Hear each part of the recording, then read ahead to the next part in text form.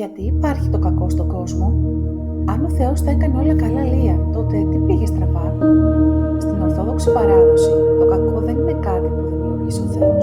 Δεν έχει δική του ύπαρξη. Είναι σαν σκοτάδι. Δεν υπάρχει από μόνο του. Είναι απλώς η απουσία του φωτός. Έτσι, το κακό είναι η διακοπή της σχέσης του ανθρώπου με τον Θεό, την πηγή της ζωής. Και πώς έγινε αυτή η διακοπή? Με το λεγόμενο προποτορικό αμάρτημα. Ο άνθρωπος, όντας ελεύθερος, θέλησε να γίνει Θεός χωρίς τον Θεό.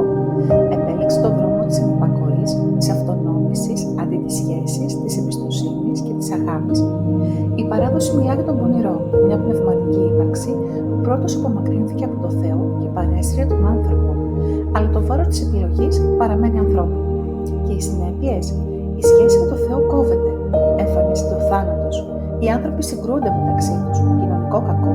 Η φύση γίνεται εχθρική. Αλλά ο Θεός δεν μένει αμέτωχος.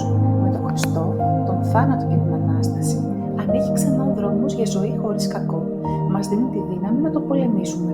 Με αγάπη, με δικαιοσύνη, με θεραπεία των παθών μας, με φροντίδα για τον κόσμο γύρω μας. Το κακό υπάρχει επειδή υπάρχει ελευθερία. Αλλά και το καλό μπορεί να υπάρξει επειδή υπάρχουμε εμείς. Με το Θεό γινόμαστε συνεργοί στο χτίσιμο ενός καινούριου κόσμου.